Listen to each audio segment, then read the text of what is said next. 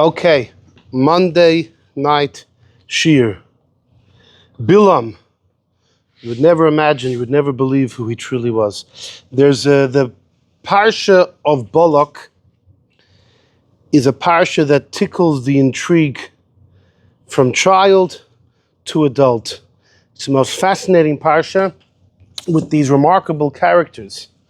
Balak and Bilam, these sorcerers, these chachamim, and they're trying to undermine the Jewish nation, to, so to speak, outwit God, to force God into condemning the Jews. And the story itself requires much study, but the characters as well. Like, who are these people? Balak and Bilam, all of a sudden, like, they come out of nowhere, and they're these powerful forces that have to be reckoned with, to the point that there's an entire parsha that goes into tremendous detail about the whole episode. The back, the forth, the in-between. So most of our journey will be about Bilam, but there is something to say about Balak as well, something I have to get off my chest. If I can't get, the hot dogs and the donuts off my chest, at least I'll get this idea off my chest. Concerning Balak, it's a question that I came across a long time ago, and I'll put it towards you, and you'll tell me what you think. I guess it starts with number 2. Okay, number 2 is the Gemorrah in Nazir. Rav Yehuda says in the name of Rav. Okay, this statement comes up quite a few times in Shas, so you may be familiar with it from other Masechtas as well. La'olam yasek adam b'Torah v'mitzvos afilu shalei lishman. One should learn Torah, do mitzvahs, even if you don't have the greatest reasons, the greatest motivation. It could be have an impure motivation.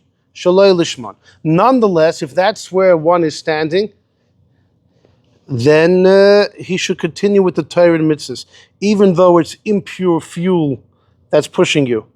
Because shemitoch shalei lishman, once you get the ball rolling with an impure motivation, bal lishman, in the end you'll be purified in your thought and your heart and your soul as well. Where do we learn this idea from? What's the source of this idea? In this week's Parsha, Bilam and Balak are offering karbonos again and again, trying to appease God, to allow them to succeed somehow in their evil designs. 42 karbonos is the tally of the sacrifices that were brought. Now, Balak's in Balak's mind, he had destructive thoughts, literally destructive, to destroy the Jewish nation.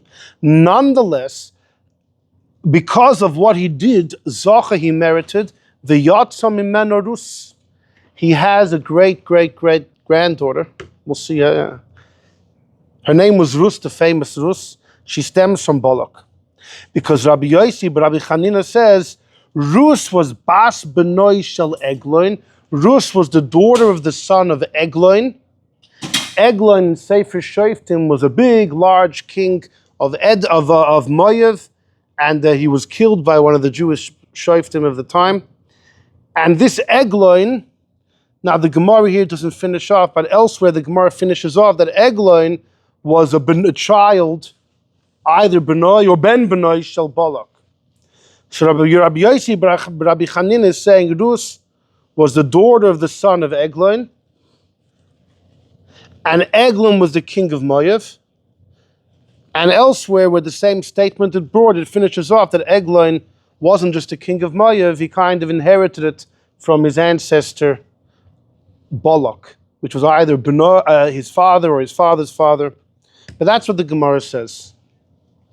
What's the point of what does this mean? Because Rus ended up converting, and she had, who did Rus have? With Boaz had Ovid, Yishai, David, Shlomo. Who brought more karbonos than Shlomo? Shlomo brought thousands of karbonos, and he brought them for the right reasons. So his ancestor Balak brought the karbonos with hideous intentions. But mitoch sholei lishma, if you do the right thing for the wrong reasons, in the end it pays off, in the end it'll all turn around.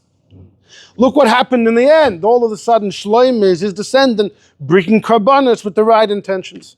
So from the loy lishma, you come to lishma. That's what the Gemorrah says. Okay, which means when we say you're allowed, if you're holding by loy lishma, if that's where you're at, so give it your shot. It means even if you're at the bottom of the barrel, even if your intentions are completely destructive, horrendous, like Balak to destroy a nation. Okay. So what's the issue? The issue is, hold on. If Rus it says here she's Bas Benoy Shel Eglon, the daughter of the son of Eglon. Elsewhere it says she was just a daughter of Eglon. Okay. Eglon is the king of Moav. That's clear in the Sefer Shoftim. But Eglon comes from Balak. That's the whole point of the Gemorrah. And like I mentioned, in some of the other Gemorahs where the statement's quoted, actually finishes off that Eglon was the son or the grandson of Balak. So that Rus really comes from Balak. All comes from Balak. What's the problem? The problem is that there's a Rashi in this week's Parsha. It says that Balak was Melech Moav be'esahi. Balak was the king of Moav at that time. What does it mean at that time? Says Rashi, quoting from the Tanchuma. There's two versions in the Rashi. In the Tanchuma it says, Balak was originally a Nasikh. He was a prince. He was just a prince. But then, a king was needed. Why? Well, because you had this country called Moav. Years before, Sichon, who was the king of Maharit, had conquered part of Moav. So part of Moav had become under the jurisdiction of Sichon. In the end of last week's Parsha, the Jews knock off Sichon. He was killed. And the Jews inherited that piece of land.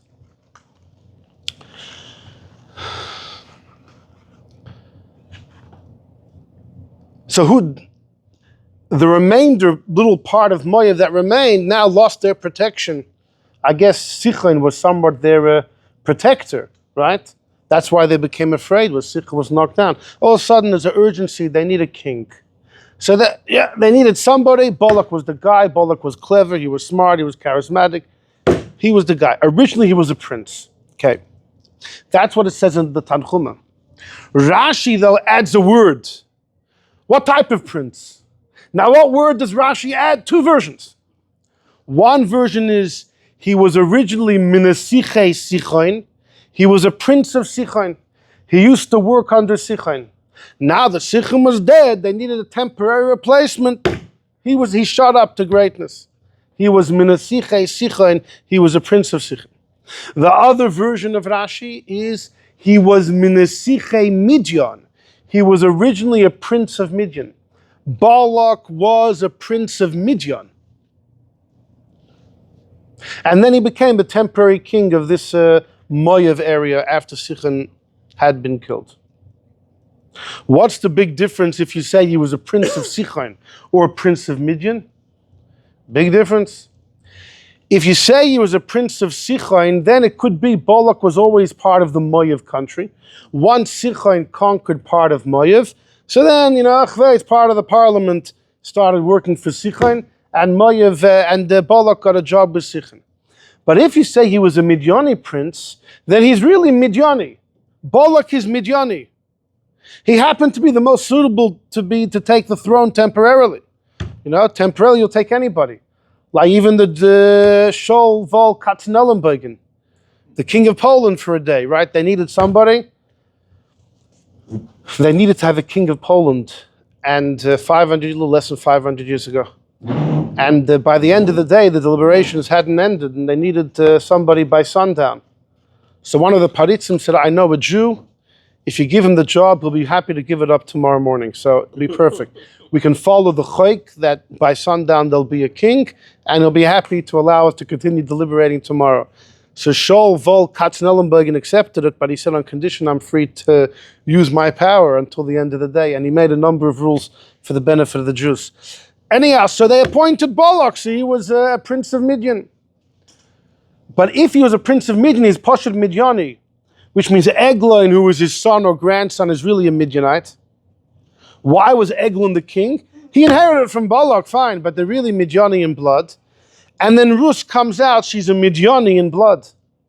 What's the problem with Rus being from the Midianite nation? Because we know by Goyim, the law is, if the father is from one nation and the mother's from another, the children follow the father. Be'umas halach acher hazocher. The Gemorrah says in Kiddushin, by nations of the world, you follow the father. By Jews as well, for the Shevet, you follow the father. Jewish identity, follow the mother. But by Goyim, you follow the father. Be'umas halach acher hazocher, you follow the father. There's another set hanging around over here. So the problem is then Rus is Midyani. So what's the problem with that? What's the problem with that? There are Gemorahs that say all the time, Maharit Chazal abound everywhere, that Rus was a Moabite, she was a Moavis. And we have that shir before Shavuos, the whole Gemorrah in Yevamis, Dafai and Vav, that there was a serious call to invalidate David from being able to marry a Jewish woman because being an Einukul of Rus, who was from Moav, and there's a ban on converts from Moav marrying into the fold. Ultimately, we said, oh, that's only for men, not for women. But what was the whole discussion? Rus isn't from Moav. She's from Midyan. She's from Midyan. She's from Midyan. Wow. So it was many moons ago when I first came across this, and I approached a significant scholar, a Rav, a scholar, and I asked him the question, and he wasn't fazed by it.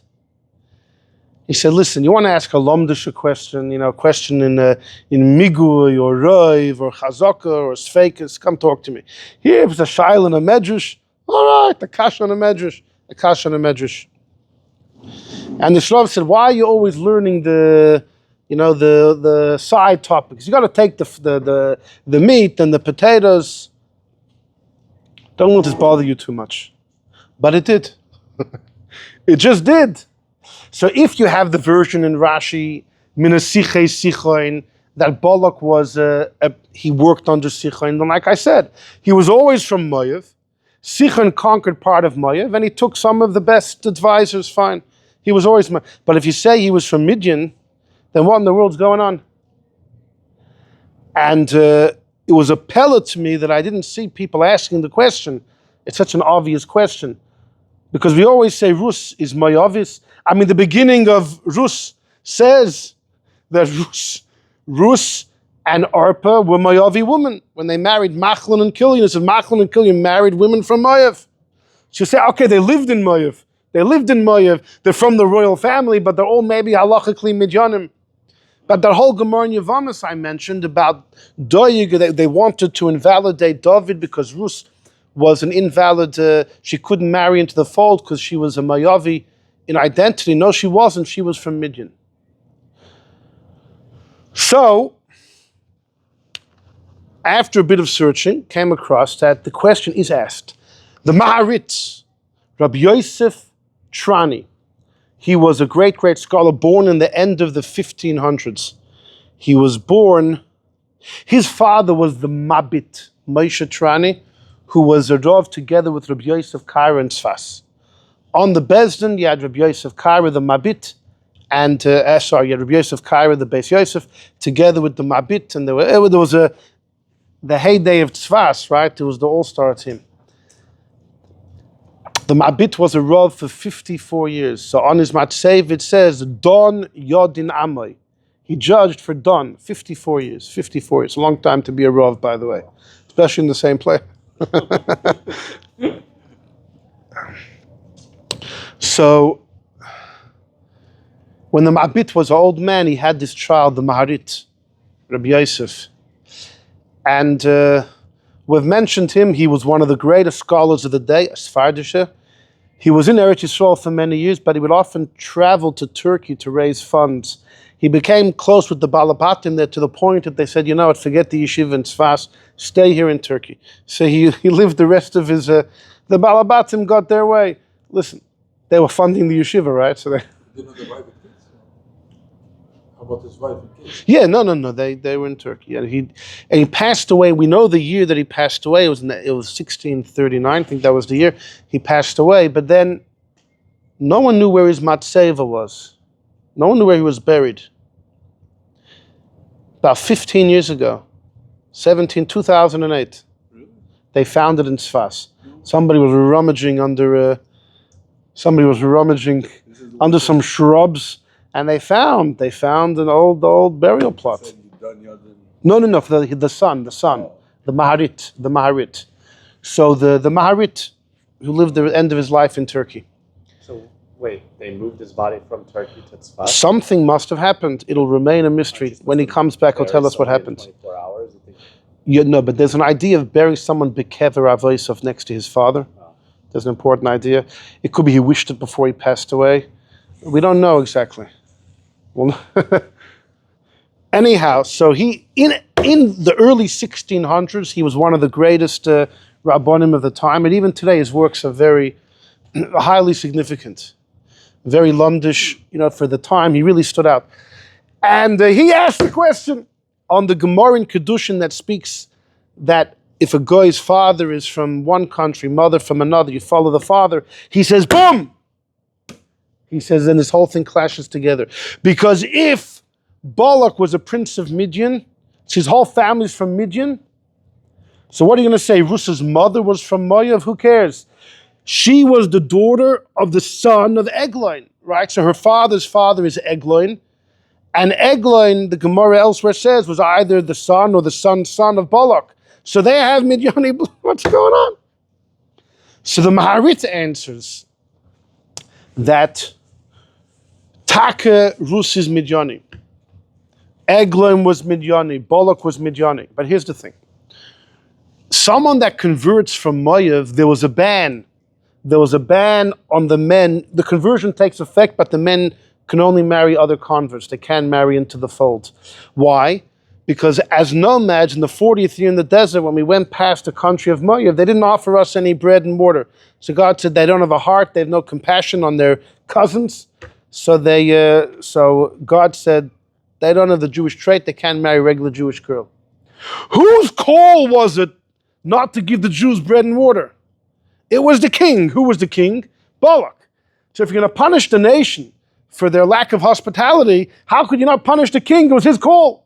So even though he doesn't have Moavi blood, the ban definitely falls on us only because of him. It says in Parshas Kisei, the issue is Moav with two things. They didn't give us bread and water, and they hired Bilam to curse us. Both of those calls were Balak's. It was Balak's idea. Not giving bread and water happened before the story of Balak, or around the same time. It was around the same time. He was only temporary. No, after Sichon was king. After Sichon was killed.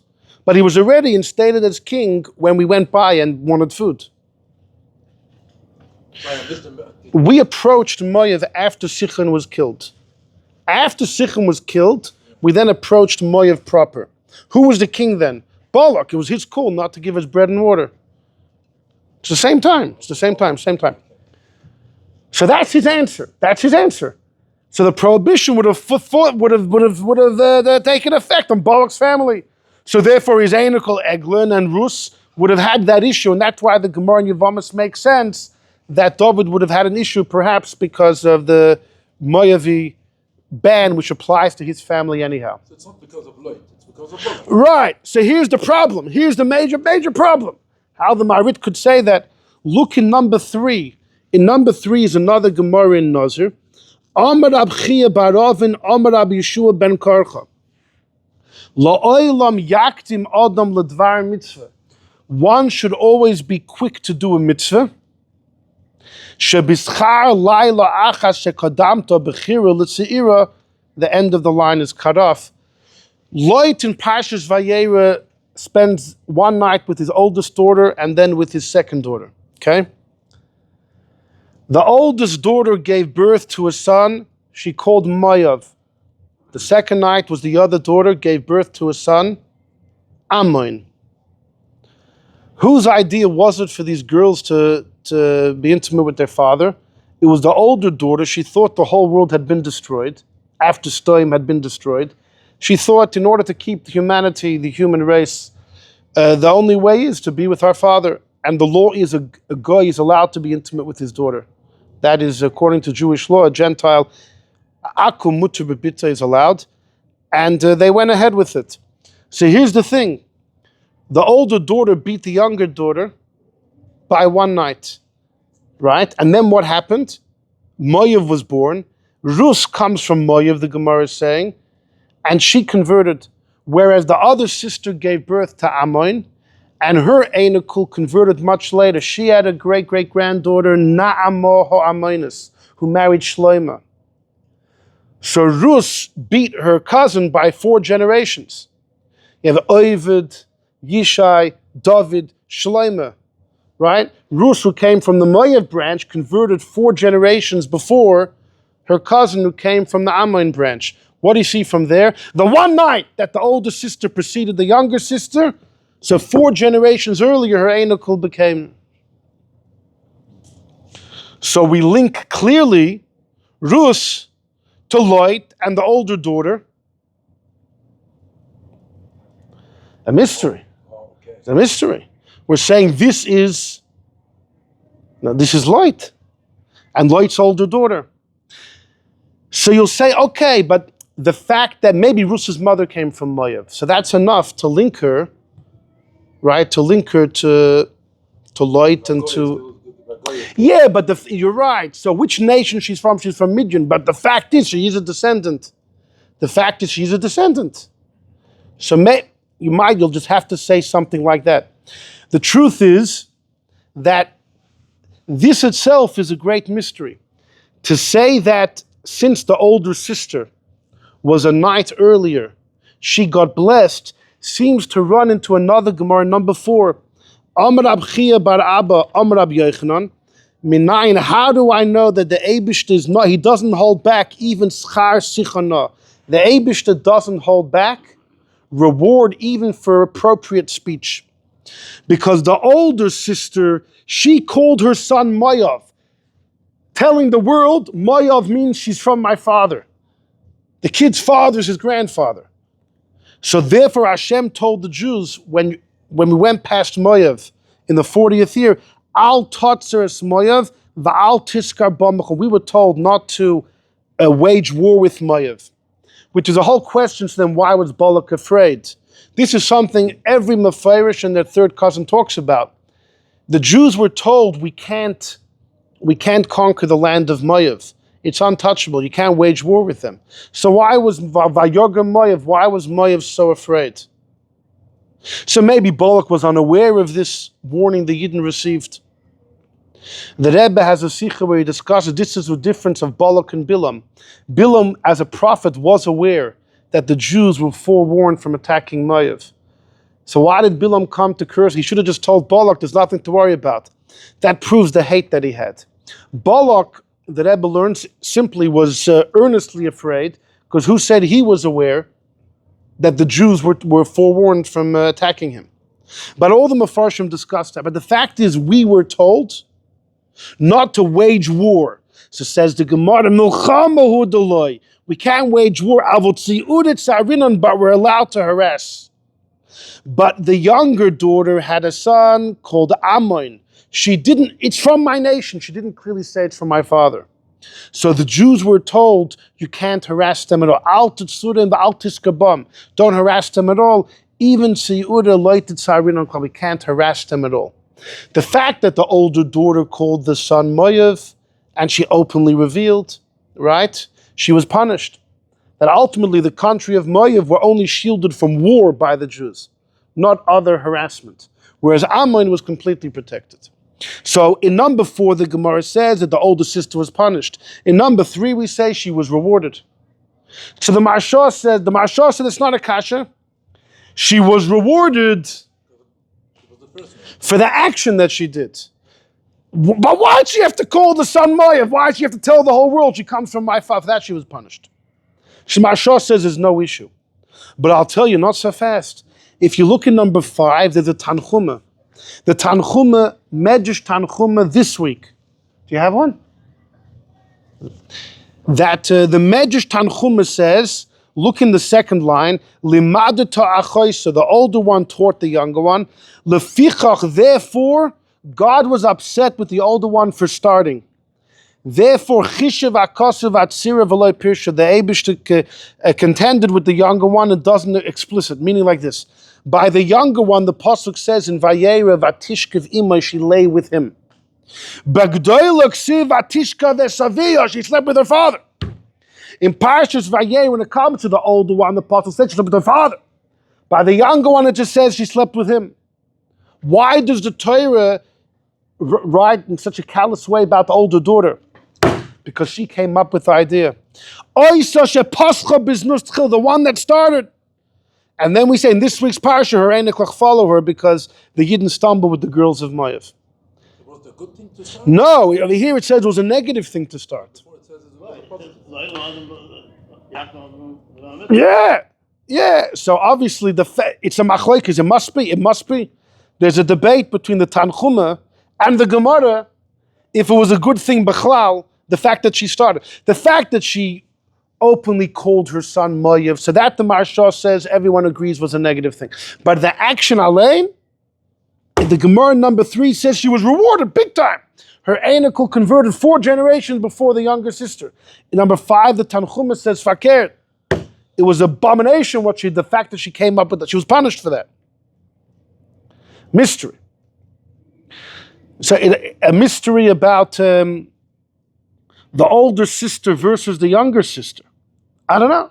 Must be 2 complete opposite views, and I don't know if there's any way to put them together. It's a completely opposite view. But the mystery gets even greater. Look at number 6. In number 6 is the footnotes of the Chidah, the Bris Olam to the Sefer Chasidim. Look 5 words in. Umatzino says the Chidah number 6. We find Hakavana l'toiv, if someone has good intention, even though they did a sin, v'sarva le'eis ato shuhu muter, if somebody had good intention and they did something wrong, but they thought it was okay. So lefi machshavta, if you had good intention, the Eibishter will reward you. Although you made a mistake and you had a bad judgment call.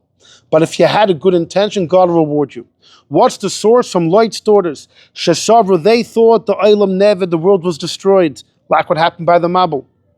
Therefore, they had good intentions. They were trying to repopulate, continue humanity when they spent the night with their father. They had good intentions. So Afo Pisheto, even though they erred big time, because 2 miles away there were plenty of people still alive. They erred big time. But nonetheless, Sion HaKadosh Baruch Hu, the Eibishter helped them. V'yatzu beis umas, and they had 2 nations. Right? How was the father not punished? I mean, he obviously he was drunk. Well. He was drunk both times. And from there comes David HaMelech, v'chol zarei ad Mashiach. Right? They all come from that. Because David comes from Moav, from Rus, and David's son Shlomo married Naamah from Ammon. Shlomo and Naamah have a son, Rechavam. Mashiach has to come from Rechavam. Mashiach ultimately comes from that line. He needs both. He needs to be linked to the line of Ammon and the line of Moav. So that means God was behind this. These 2 girls are doing incest. They had good intention. Ulekach, and they've what? From the mother's side, okay. No, these are Lot's daughters. These are Lot's daughters. How do you reward the Oh, father? you're saying about Rus. Yeah, well, hold on. Well, that was the Maharit. Hold on. How do you reward the father? The Mashiach has to come from him, and he's drunk and, with his daughters. And what kind of, that's... Why did Lot deserve it? Lot deserved it not for him, but for his father. Lot was an orphan. Lot's father, Haran, had jumped into a fire together with Avram. When Nimrod cast them both into the fire. And his father died. His father literally gave up his life and believes in one God. And therefore, the merit stayed with the act of Lot's father was so powerful and so bright, it wasn't darkened by Lot's inappropriate behavior. Now, the Ulekach, and therefore, the Chidah says, why Taka is it that the females, we said that when someone converts from Moav, so the man can only marry women on the fringe, but the women are allowed to marry anyone mainstream. Why is that? Why are the daughters of Moav mutter? Because the daughters had a good intention, but Lot was just immoral. because God saw their hearts, although they made an error, and also Laman Dormer Ha'av Mutter Bebitoy, a father can be with his daughter. So nonetheless, the Umas Godru Atzmon, even if it's true that a guy can be with his daughter, but the Goyim took upon themselves not to act like that. And the act itself wasn't Aveira, if not for the fact they had good intention. But because they had good intention, therefore the women from Moav are mutter to marry into the fold. The men not, because Loit Taka was inappropriate. But then he says, I saw in Likutei Rameh from Menachem Azaria Ksavyad. I found some manuscript of the Rameh Mifano where he says just the opposite. Because of Ibchis it's verkehrt. He says, you know what he says? You know why the women from Moav are mutter? Because there's a general rule when a man and woman are together, the Gemorrah says if the father gives off Zerah first, we'll explain this another time, then the girl will be born. And if the woman gives a liquid first, then a son will be born. So he says the opposite. Lloyd didn't know what was happening. He was a good guy. And therefore the women from Moav, who are so to speak linked to Lloyd, because if the father is Mazriah first, you'll have a girl. So therefore women are mutter, because Lloyd was the good guy. And the men of Moav have a problem because they're linked to the daughters, and the daughters were mazed. And they were bemazed. So the Chidah says he has a debate, so to speak, with the Rameh Mifano between the daughters and Lloyd themselves, who had the good intention, who had the negative. The Chidah says Lloyd had a negative, and the girls meant it for good. And the Rameh flips is just the opposite. So you have a major debate if the women Bechlal had a good intention or not. Bechlal were they? The Chidah says they had great intention, so God held their hand, and Mashiach comes from there. The Rameh says they're mazed. And therefore all the men of Moav who are linked to them, because Isha Mazra Aschila, therefore all the men can't marry into the fold. And then we have this debate between the Tanchuma and the Gemorrah about if the girl that started it, was it a mitzvah that she started, was it an Aveira? This whole thing is shrouded in mystery. And then we have the question that I began with Bechlal, what are we linking David and Rus with Moav if she's actually from Midyan? So I told you the Maharit's theory. The Maharit says really they're all Midyanim. But because the ban was on the whole nation and there was the king's call, so the king's family just has to, they were tainted with the ban for eternity as well. But in number one, there's a Tyus called Moishav's Kanim. And guess what? Tyus asked the question as well. Look at number one, and Tyus asked the question as well. He's looking number one, top of the page. Pirush Rashi, Balak was mitchila minasichei midyan. The version he has over here is that Balak was initially a prince of Midyan. He was from Midyan. And once Sichan died, he was made king. Vihiksha Hari, that I don't get it. Look at number one, where it's exactly what we said. The Gemara says in Nazir and Saita, everyone knows, Rus was the daughter of Eglah, and it was the grandson of Balak, who was the king of Moav. But if Balak is really Midyan Cain, they're all Midyanim, according to the version of Rashi that Balak himself was a Midyanite prince, that Eglin's Midyani and Rus is Midyani. So how could the Gemara say in Yavamis that if not for the Moavi, V'loi Moavis, we would have said Rus couldn't marry in and David as well. Wait, Velama, she's from Balak, Balak's Midyan. The exact same kash of the Maharit is asked 700-800 years ago. You know what he answers? So maybe you'll say, okay, maybe Balak's mother came from Moav, or Rus's somebody's mother came from Moav. The reasoning is because of Balak himself, not because of that. The whole problem starts with Balak. Maybe Balak himself comes from Lot. Maybe Balak's mother comes from Moav. That's what he says. But the Gemara says in Kiddushim, we always follow the male for nation identity. So regardless, they're going to be Midyanim. So his answer is different than the Maharit. He answers like this. He says, Balak was born in Moav. Balak's a Moavi. From his father's side too. Balak's an Enikul of Light from his father's side. He went to Midyan for business. I don't know, he went, there's some good, the food, the Midyani food. There's tours, people travel from across the world to Midyan these days. For the couscous in Midyan, they say, is unbelievable. Uminu nasi aleim. and he was such a charismatic, talented fellow. So he was made a prince of Midyan, but he's actually not from Midyan himself. And afterwards he came back to Moav and he became king. When we say he didn't deserve the kingship, it's because he wasn't from the royal family. He was before then a prince in Midyan. But he's not Midyan, he's really Moavi. He's really Moavi. That's one answer. Answer number two is that when we say Rus was the daughter of the son of Eglon, and Eglon was the son of Balak, is Lav Davka.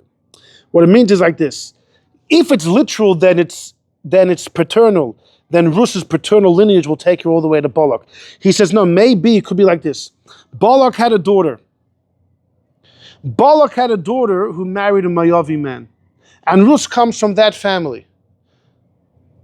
Which means Rus is, if you really go paternally all the way back, she'll go back to Moav.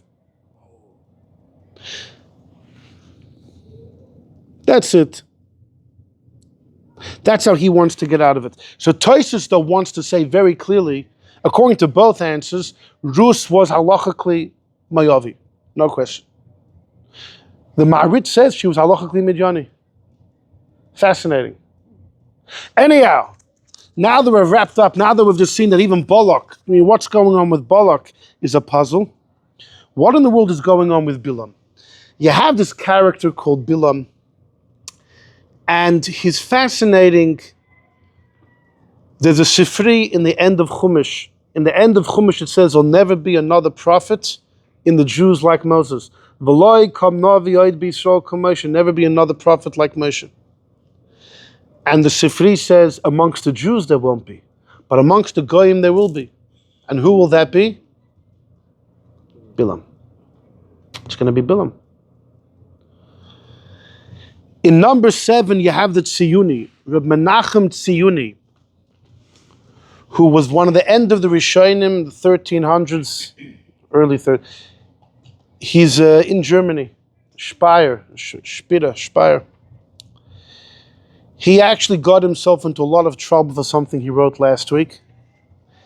He writes last week in Chukas that when the Yidden sang the song for the well, they sang the Halal Hagodol that you have in all the Kili Olam Chastos you have in Tillim. He says originally it was in the Chumash, and David removed it from the Chumash and placed it into Tillim. He quotes it from Rabbi Yehuda HaChassid. Rabbi Moshe Feinstein was asked about this. He said this is heresy. He says no one should look in the book Tziyuni. He says I didn't even know who wrote it. He says we know nothing about the guy that wrote it. He's stam quoting things that don't make sense, not just that heresy. He said no one should buy the book, no one should be selling the book, should be out of communication, out of circulation. Reb Menashe Klein, the Mishnah Halachos in Borough Park, says, you know who quotes the Tziyuni? Everyone quotes it. The Megala Amukus, the Mogen Avram, everybody quotes it. The Shalah, the Chidor writes about the Sefer Tziyuni. I have an answer. Why don't you just look in the Sefer Chassidim? See? No, it's not in the Sefer Chassidim. No, you quoted before. Oh, it's not in there. It's quoting from Rabbi Yehuda HaChassid. First of all, there were a few people called Rabbi Yehuda HaChassid. Oh, so maybe it's the other guy. And I think they did found it in one of the works. Now, not in Sefer Chassidim, a different work, which is the Retribution Chassid. But even that, we don't know which Retribution Chassid it's from, or who put it in, or where it came from.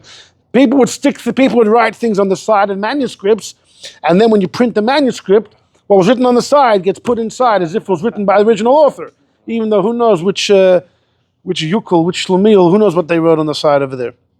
Happens all the time. Yeah, that's how it happened. Ikras Moshe. So Reb Menashe Klein says he doesn't believe Reb Moshe wrote it. He thinks somebody else wrote it. He doesn't think Reb Moshe wrote it. He gives a whole defense. He gives a whole defense for the Tziyuni. I think maybe the fact that Tziyuni can be read Tziyoni already threw many people off. So Zion is safer. It's a commentary on Chumash. It's very Kabbalistic.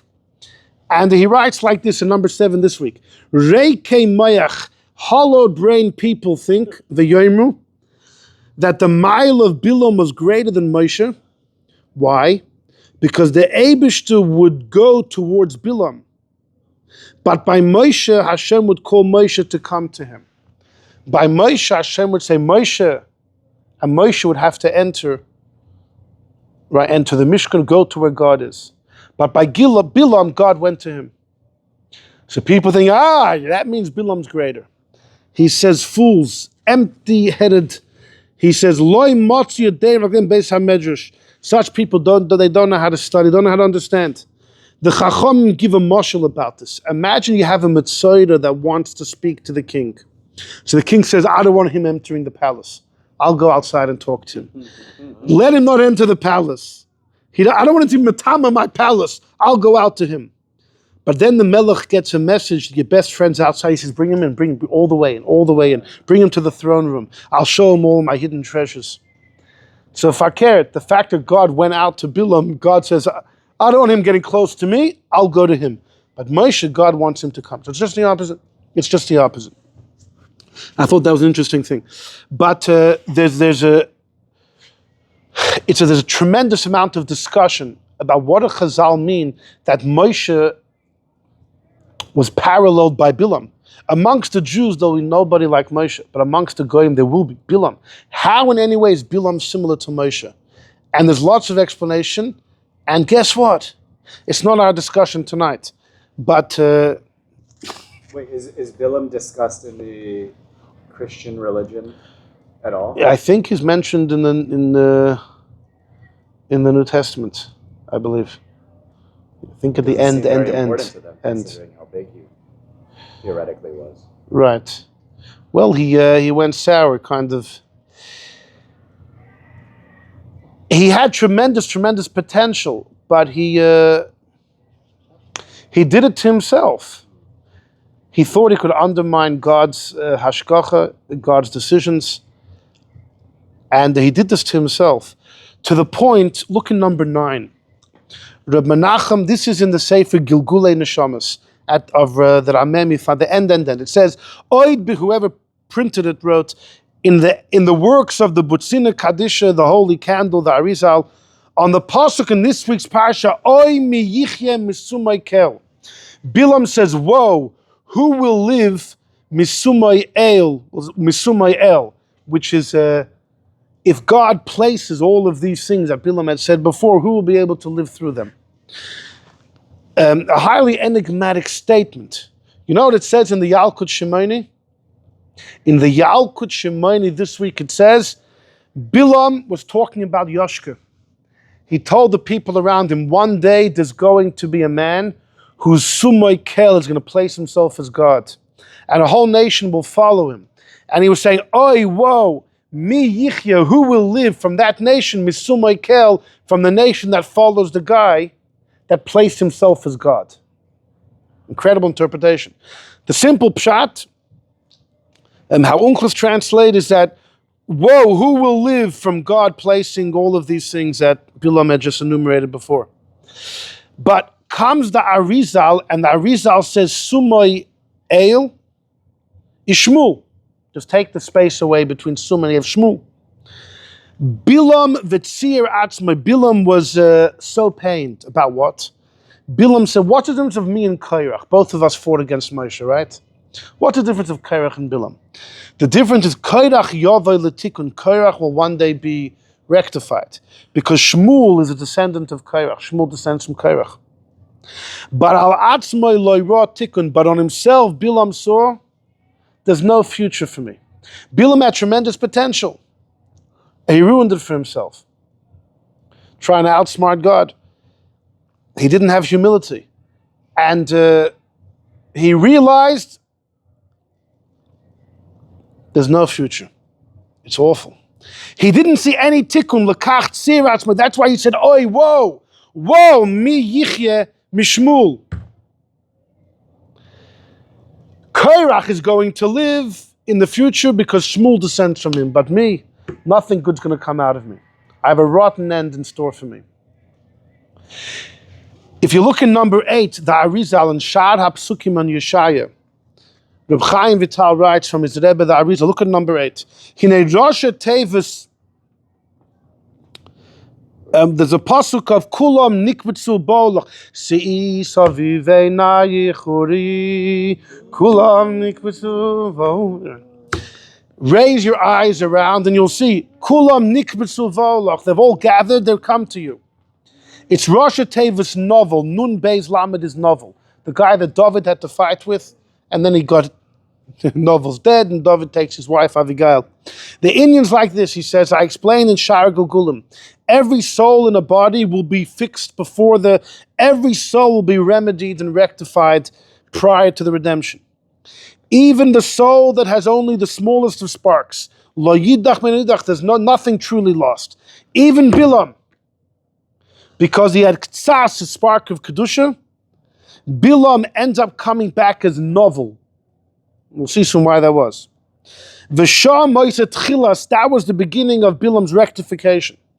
And from there onwards, all the sparks that were connected to his soul, and so too to all the sources of souls, all of them will be rectified before the redemption, and then they will be redeemed. And that's what it means to look around and see. All the sparks of your children that were scattered amongst the klippas have all returned home. Everyone's come back home. Kulam nikbetzu ba'olach, even the sparks of Bilam. Shaloi chashav enish, nobody imagined Bilam would have rectification. Nikbetzu ba'olach, even Bilam has a rectification. He didn't even see it himself, like we saw in number 9. But number 8, no, he will have. He will have. What's the story? Why did he come back as novel? Okay. So, David HaMelech, Bilam's way before. What's going on? So in number 10, there is a comment of the Targum Yonasan Ben Uziel on this week's Parsha. Balak sends messengers to Bilam. V'shadar izged, join me number 10, pardon me for the Aramaic. Balak sends messengers to Lavan Arami. Who Bilam? Lavan Arami is Bilam. Lavan Arami is Bilam. Lavan Arami is Bilam. What are you talking about? That's right. That's right. Forget about Lot. Bilam is Lavan. That's not what it says. Bilam is Lavan. Bilam is Lavan. He would have been pretty old. 258 would have been pretty old. That's what it says. Now, why was he called Bilam? Bilam is a nickname. The Baal Mivloi, he wanted to consume. Bibalaam, he wanted to consume the nation. What does it mean, Bar Ba'ur? If he's Lavan, Lavan's father is Besuel. How could you call him Bilam Bar? It's also a nickname. Ba'ur means he was a fool. He became foolish from all of his wisdom. Sometimes somebody's so smart, they say do the most foolish things. It can corrupt a person. The Gemorrah says in Brachas, Chana davened that her son Shmuel shouldn't be too clever. What's the pshat? Because sometimes if somebody's too clever, it can backfire big time. Although I think Rabbi Yaakov Emden, some write in the Gemorrah there that the Eibishter didn't answer that prayer of Chana, and she did make Shmuel a tremendous chacham. But the fact that she was hesitant for Shmuel to be a tremendous chacham was because of this issue. What was the foolishness? Bilam wanted to kill his Einiklach. V'lo, he didn't have pity on the Yidden. Zara de b'nei b'naseh, it's his Einiklach. This is no Gilgal over here. Bilam was coming to curse his own grandchildren. So Bilam is a nickname. Ba'ur means a fool is a nickname. It's really Lavan ben Besuel. And the pasuk continues that he lived in Padan, Psur is also a nickname, because he was Paisach Halemus, he could interpret dreams. And it was in Aram, on the river Pros, on the Euphrates River. He lived in Aram. It says clearly this week's Parsha, Bilam says, Min Aram yancheni Balak, I come from Aram, right? And Lavan Harami. Just because they're both from Aram may not mean they're the same person, but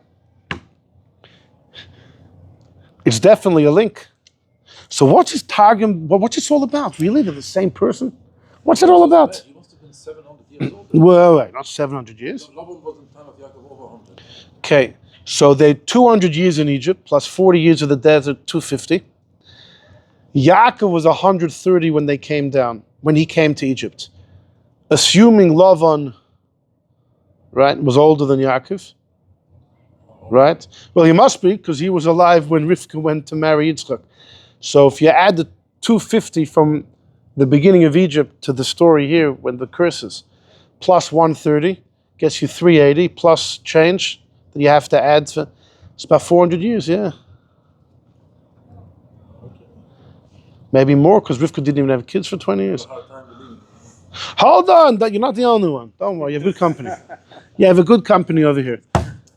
He's not the... And Mesushelach's years, 969, doesn't bother you so much. It's a Torah saying, and it was the period when people lived long. There's individuals. Achia Hashiloni. We spoke a couple of weeks ago. The Rambam says Achia Hashiloni left Egypt.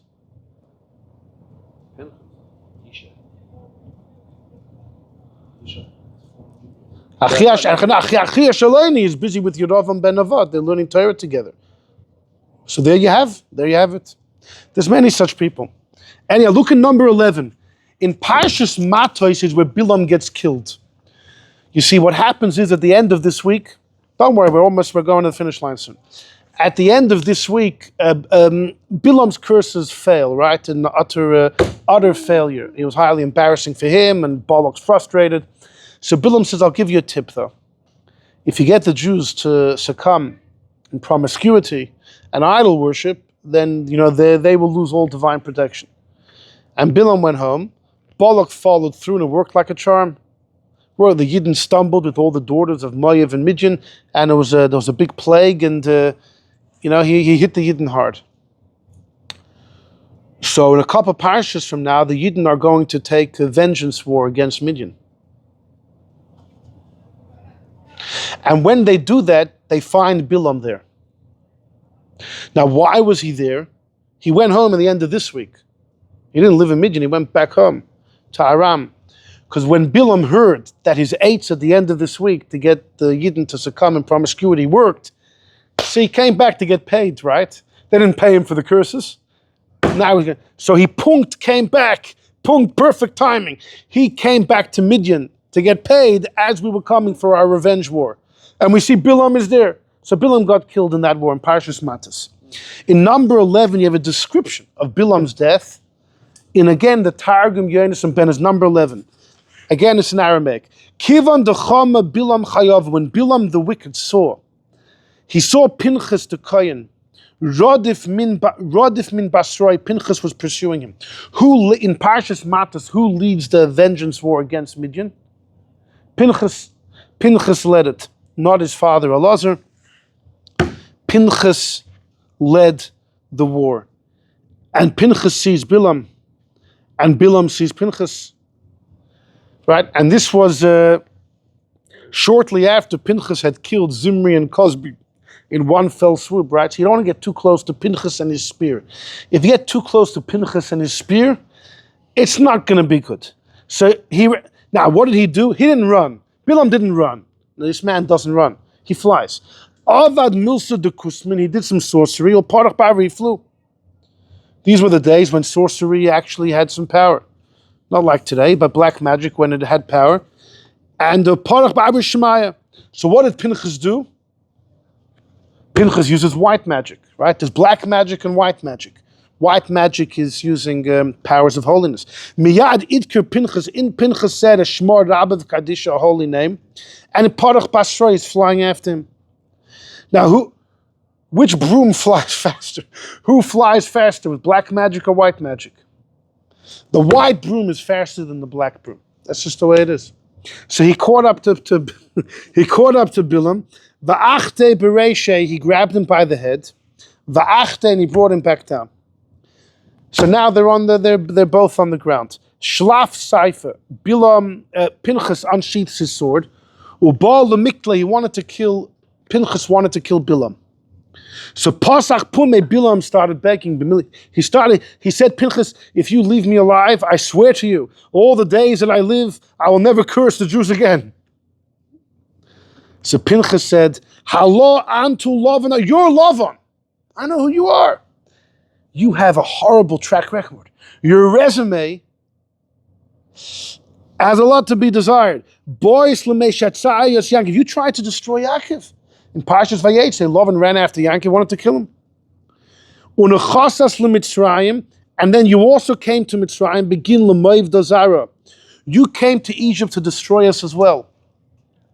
Bilam was involved with the plans of Paro to drown all the Jews in the Nile River. We'll see more about that in just a second. That was Bilam's idea. Having the Pisoimes, Ramses, all of the ideas to destroy the Jews is Bilam. After we left Mitzrayim, you know what Bilam did? First of all, Bilam sent his two sons, Yunus and Yumbrus, to convert, to be part of the aid of Rav. But they were spies. They were going to destroy Judaism from within. They're the ones that made the golden calf. Besides for that, he says, who convinced Amalek to fight with us, wage war? As we left Egypt, the Jews were hot. In the end of Beshalach, boom, Amalek came. Who convinced them? You, Pinchas says to Bilam, you got Amalek to come. And then you prepared yourself to curse the Jews. And when you saw that it didn't work, and Hashem did not accept that from you, you gave horrible advice to Balak, to set up his girls in the streets, and the Jews fell for it. And because of that, 24,000 people died in the plague. So Pinchas says, Bilam, strike, strike, strike, strike. No more chances for you. You're struck out. I can't leave you around any longer. Miyad Sholav Saifis, Yan sheathed his sword from its case, the katle, and he severed Bilam's head. Ishkosha. As it's Saga. Yeah. We'll say that in a second. So it says in Parshas Matos that Bilam ben Bar they killed with a sword. They killed, it was Pinchas who killed him. And this was the story. He severed his head after Bilam begged for his life, and Pinchas said, there's no hope for a man like you. They're like nothing. It's almost like there's nothing good. There's no potential for anything good. It's like what the Arizal said in number 8. Nobody ever thought Bilam would have a chance. Not even Pinchas, you see here. Not even Pinchas thought there was any opportunity. Why would I leave you alive? As if you'll ever repent? It's never going to happen. The Arizal says no one ever thought. Tak, in that lifetime, it didn't happen. But he came back, as the Arizal said in number 8, he came back as novel. Novel is the same letters as Lavan. It's the same letters. That's the link of novel and Lavan. Why does novel by David HaMelech have the same letters as Lavan? It's the same soul. It's the same soul. Lavan is Bilam, and then he comes back as novel. That's why novel and Lavan are the same letters, and that's what the Arizal meant in number 8, that Bilam came back as novel. Because Bilam is Lavan. The same soul, Lavan and novel. Fascinating. So the obvious shot is, what in the world are we talking about over here? Bilam is Lavan? You know how long he lived then? Okay, so he lived a long time. Nah, here's the issue. Look at number 15. Jump to number 15. The Gemorrah in Sanhedrin says, a certain Apikoros said to Rabbi Chanina, Mishmi alach, did you ever hear Bilam bar Kama? Did you ever hear Bilam? How old was Bilam when he died? So he said, Michtav loiksiv. So Rabbi Chanina said, you know what it doesn't say? But there's a pasuk, Anshe domim umirma lo yechsu yameim. Men of blood, men of deceit will not reach half of their life. And it says in Tillim, a person usually lives 70 years. So if you don't reach half, it means before 35. So he says either he was Bar Tlosim V'Tlas 33 or Bar Tlosim or 34. We had a shir once, a couple years ago, the crimes of Bilam, going through more of a legal assessment of what Bilam was actually guilty for and why he was killed. But we mentioned there, I think, what was the question of 33 or 34? Doeg and Achitophel also died at that age. Achitophel died at 33. Doeg died at 34. The Marsha says one of them was the Anshe Domim, one of them was the Mirma. One of them was Domim, one was Mirma. Right? The Pasuk says both Domim and Mirma people, men of blood and deceit, won't reach half the life. The man of blood is Doeg. He killed the whole city of Noiv, all the Kainim there. The man of deceit and evil advice and ill advice was Achitophel, who told Avshalom to live with all of the concubines of his father David, etc. So if you're a man of blood, you die at 34. A man of deceit, 33. Really, it's worse to be a man of deceit? Yeah. Rashi writes in Parsha Kisei, it's worse to cause someone to sin than to kill him. If you kill him, you remove him from this world. If you corrupt his soul, you deprive him the world to come. And that's why Achitophel in a way was more severely punished by a year than Doeg. And the Shaila is Bilam did both. Bilam caused the Jews through his evil counsel to sin with the women and Avodah Zarah as well. And then all these Yidden died. So he has blood on his hand and sin on his hand. And the question is, which one are we pinning him for? That's why I say I'm not sure of 33 and 34. Anyhow, take it or leave it. That's what Rabbi Chanina told the Apikoros. Apikoros says, Shapikomus, the Zog's good. Because I once saw the diary of Bilam. And it says there, Nebuch, Bilam was 33 years old. Bilam Chagira, Bilam the lame, when he was killed by Pinchas the bandit. This is like a CNN, broadcast of what goes on in Israel. Nebuch, Bilam the Chigger, he couldn't even walk, he was lame, he's only 33 years old, and Pinchas the bandit came and killed him, right? You gotta love how unbelievable, right? This is the diary of Bilam. This is Mamash news. CNN news, right? So here's the issue though. 33? He was killed at the story in this week's Parsha is at the end of the 40 years in the desert. Right? It was the war of Sichon and Og happened in Elul and Tishrei time. This might have happened in Cheshvan a couple months before Moshe passed away. Maybe 5 months before Moshe passed away. The end of the 40 years of the desert. So Mazeh, if he's 33 years old, that means he was born after we left Egypt. He definitely can't be Lavan. He definitely can't have done anything that in number 11 that Pinchas accused him of. Getting Amalek to wage war with us when we left Egypt, he wasn't even born then. Not to look at number 14. Look at number 14. Bilam told Yisro. He said, Kaini, that was Yisro's nickname. Weren't you with us with that advice that we gave to Paro years ago? Who now placed you amongst the strongest people of the world? What does that mean? Look at number 14, the third line. Rabbi Chia bar Abba said in the name of Rabbi Shimoi. Paroi had a meeting with 3 of his chachomim, Bilam, Eov, and Yisro. Bilam advised that the Jews should be killed. Nereg, he was killed. Eov was silent. He was punished with suffering. Yisro, who fled, his Eineklich was Zoiche to be in the Sanhedrin. Which means Bilam was one of the 3 that were part of the advice of Paroi. When this was before Moshe was born. This was about the advice of throwing the Jews in the Nile before Moshe was born. 120 years before the story in this week's Parsha. And that the Gemorrah says Bilam was there. So how could you fit 14 and 15 together? So the Chizkuni writes in his commentary on Chumash, it's not the same Bilam. It's a grandfather and a grandson. It's not the same person. The grandfather was in Egypt. The grandson died at 33 years old in the end. On the other hand, again, different Bilam, according to the Chizkuni. There's another Gemara in Zvachim that says that when God gave the Torah, the whole world shook. So many people came to Bilam and said, you're a scholar, you're a prophet, tell us what's going on. They thought a Mabul was coming to the world. And Bilam said, no. The Torah, God had a special gift. He was waiting for a certain nation to be a proper vehicle to carry out the wishes of the Torah. And that treasured gift God has just given to this planet.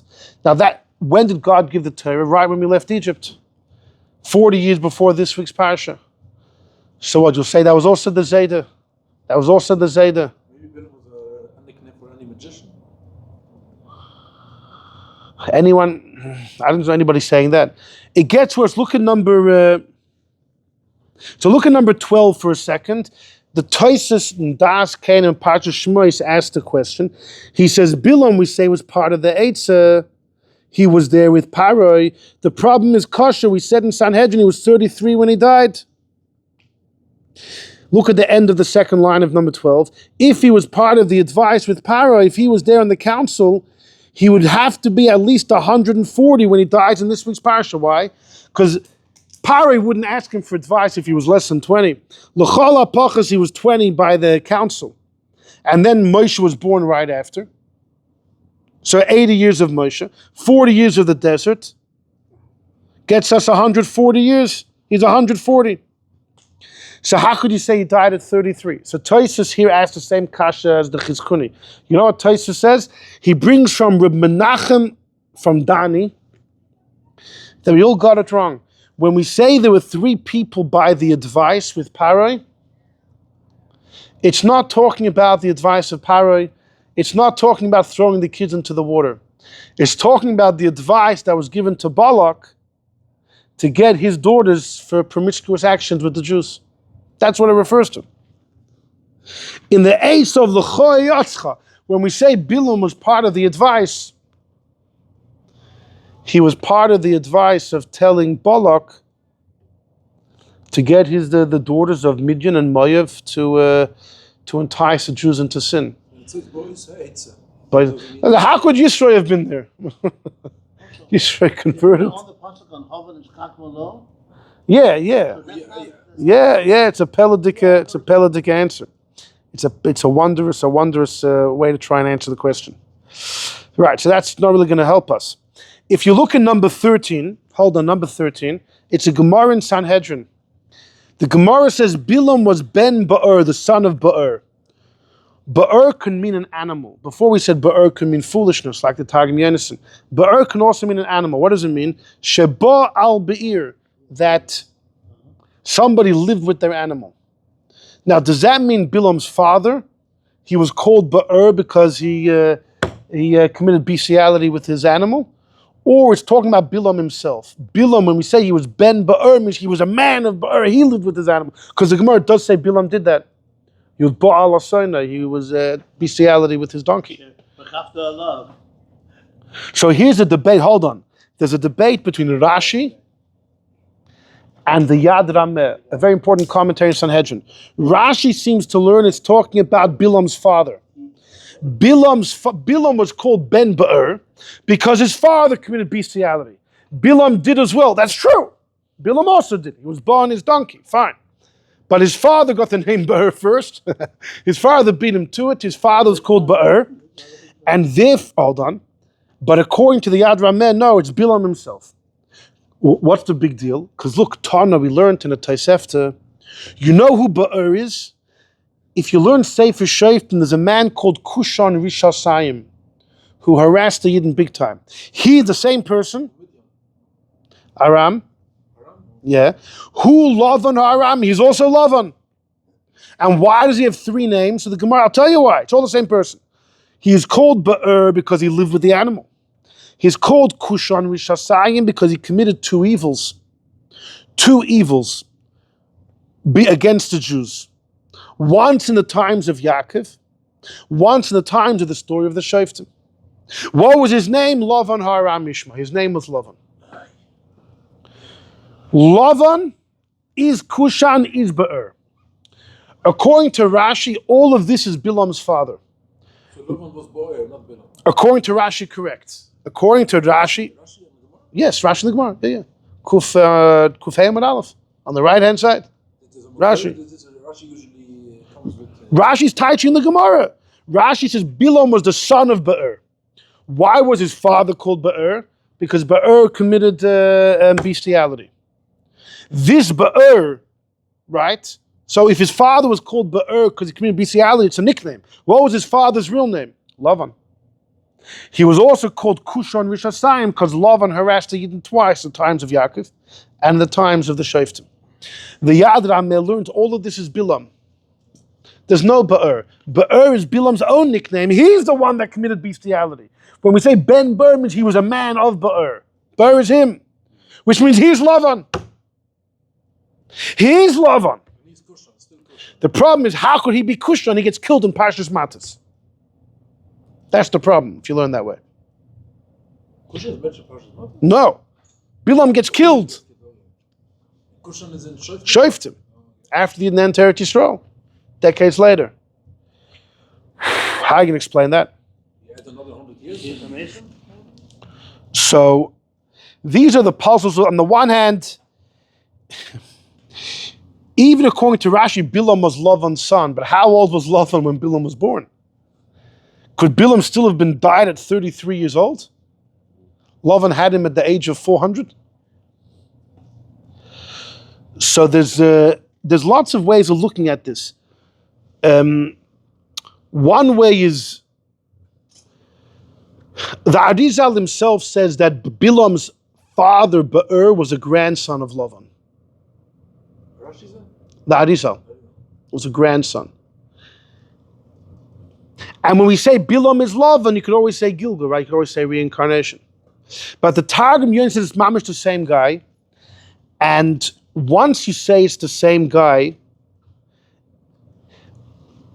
you can answer the following. The truth is, even if you just say he's a descendant, it'll also work. Listen here, this is the clincher. Listen. In this week's Parsha, Bilam gets his leg smashed against a wall. He becomes a chiger. He became lame. Bilam became lame when his donkey smashed his leg against the wall in this week's Parsha. Bilam was the greatest magician who ever lived. He couldn't get himself away from the wall. The magicians do all type of escape tricks. He couldn't move the donkey a bit away. How did that happen? Like, why was it that he succumbed to the wall? So, in Masechta Taanis Daf Ches, Rashi and Tyus quote a story. There was a girl who was traveling home in Eretz Yisrael, and while she was traveling, it seems like she bent down into a well to drink some water. She fell into the well, couldn't get out. She's screaming for help. A bocher walks by. There's a damsel in distress. He rescues her. Oh, right. And they fall in love. They're going to get married.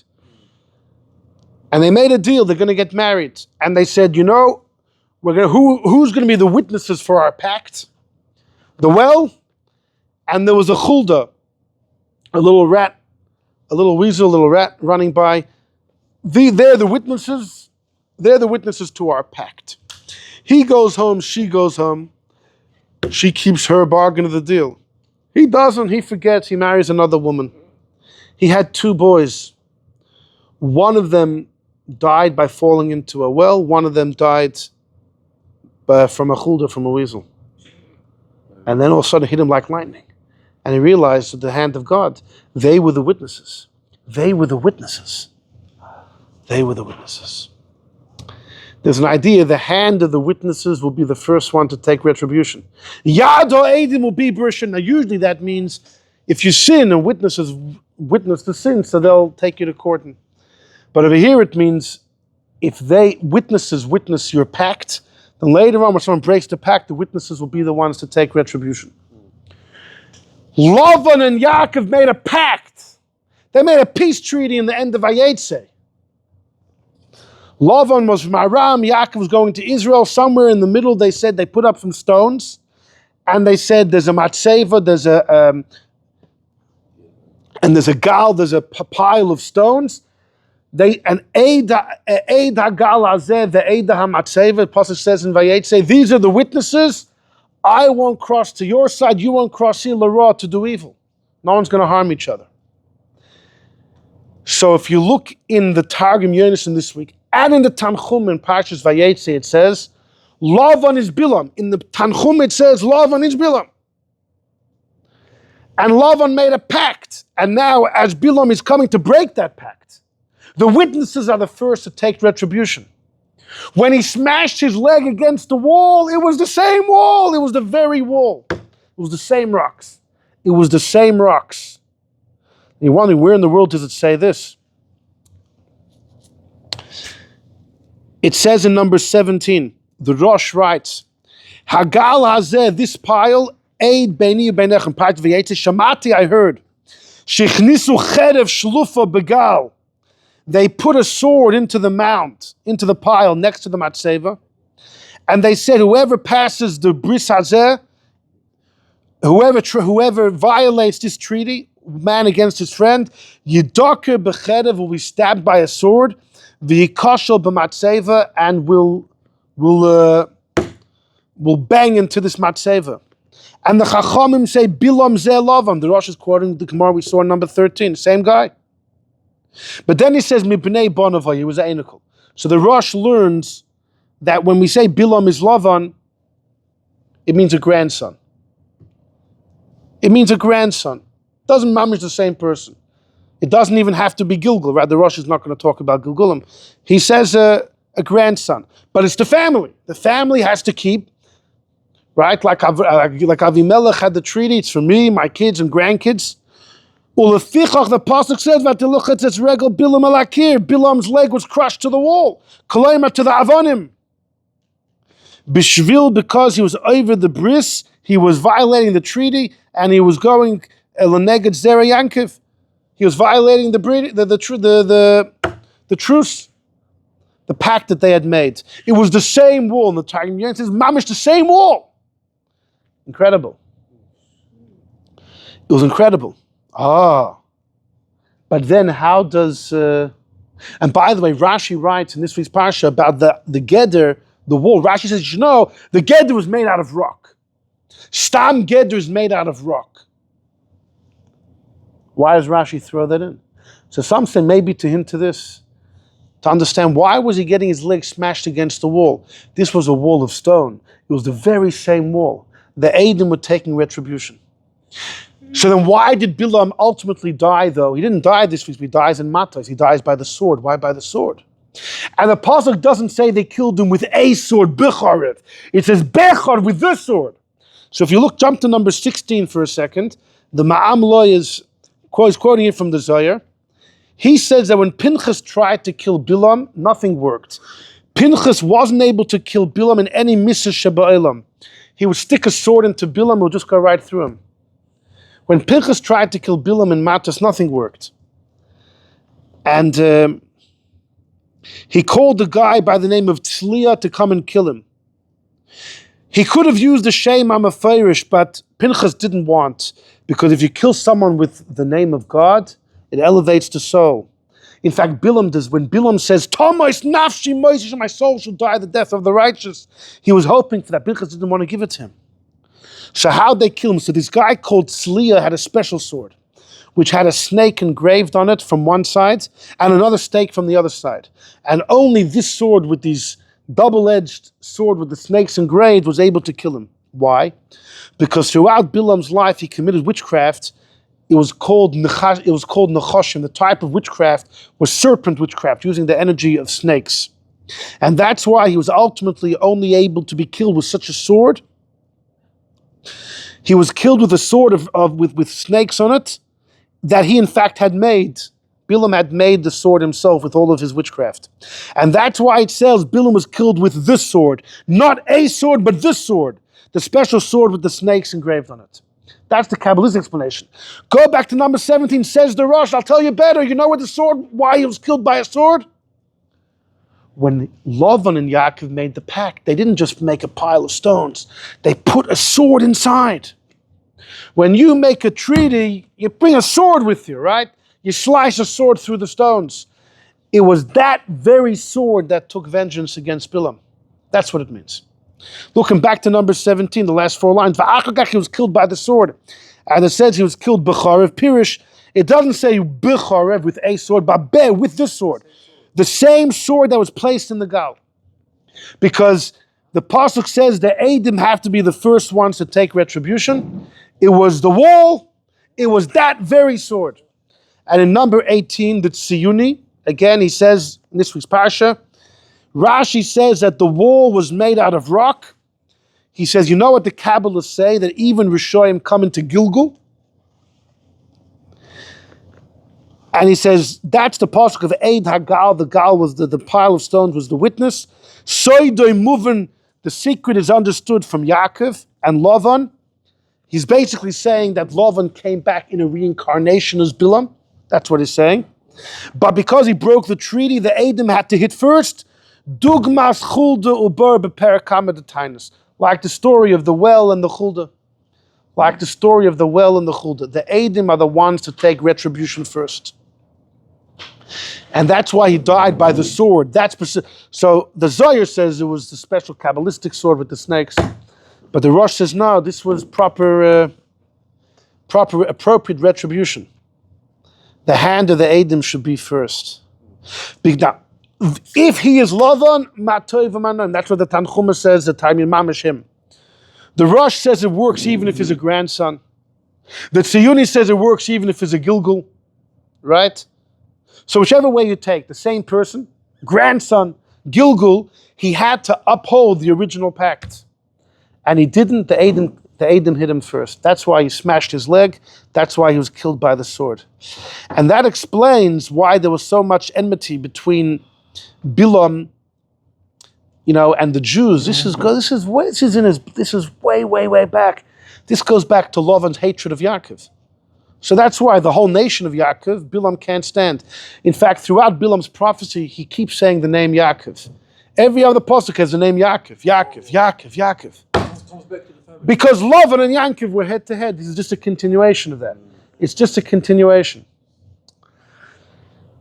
But ultimately, Pinchas said enough's enough, and there's no hope in you. Because even Pinchas couldn't imagine any hope. And that takes us back to the Arizal, that although no one ever imagined Bilam would have any rectification, but ultimately, Kulam nikbetzu bolach, ultimately everybody comes home, and even the sparks of Bilam came back as novel. And the connection is because novel, the same letters as Lavan. That's how Bilam's soul came back as novel. Yeah. Say novel wasn't much of a great guy either. Okay, but his death was an atonement. It was it didn't end there. Parts of Bilam's soul came back in inanimate objects as well, in rocks and animals, things like that. Yeah. Okay, we'll end over here. Shkoyach.